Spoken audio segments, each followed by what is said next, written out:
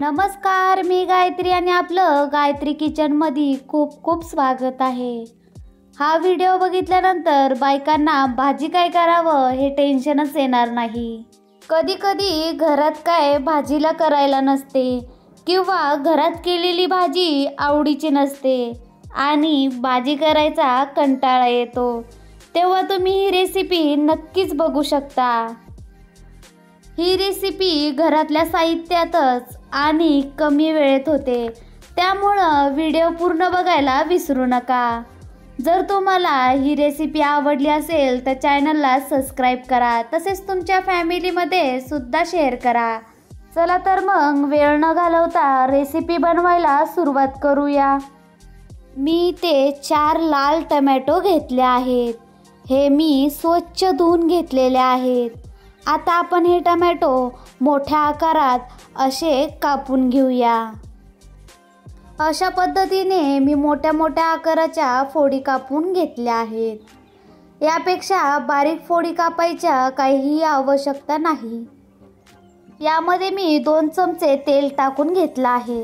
तेल छान गरम झालं, त्यामध्ये टोमॅटो टाकून घेऊया आणि टोमॅटो टाकल्यानंतर आपण इथे 2 अद्रकचे तुकडे सुद्धा टाकून घेणार आहोत आणि 5 ते 6 लसणाच्या पाकळ्या सुद्धा टाकूया। त्यानंतर आपण हे छान असं मिक्स करून घेणार आहोत, जेणेकरून 1 मिनिट तरी आपण हे परतून घेणार आहोत। परतून घेतल्यानंतर मी यामध्ये थोडंसं मीठ सुद्धा टाकून घेत आहे आणि पुन्हा एकदा आपण छान परतून घेऊया। अशा परतून घेतल्यामुळे चटणी अगदी आपली खूपच दिवस टिकते। 5 मिनिटे आपण याला आता झाकण ठेवून वाफलून घेऊया, त्यामुळे टोमॅटो मऊ होतात। 5 मिनिटे झाले आहेत। टोमॅटो अगदी मऊ झालेले आहेत। आता हे एका भांड्यामध्ये आपण काढून घेऊया आणि काही वेळांसाठी आपण हे थंड करून घेणार आहोत। आता मिक्सरच्या भांड्यामध्ये काढून घेऊया। पाणी न घालताच आपण याचं जाडसर असं वाटण करून घेणार आहोत। जाडसर वाटण मी करून घेतलेलं आहे। आता आपण एका भांड्यामध्ये हे काढून घेऊया।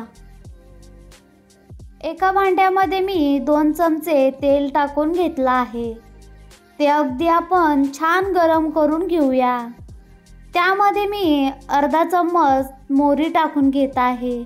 त्यानंतर अर्धा चम्मच जिरं सुद्धा टाकलं आहे आणि त्यामध्ये थोडंसं हिंग सुद्धा टाकून घेतलेलं आहे।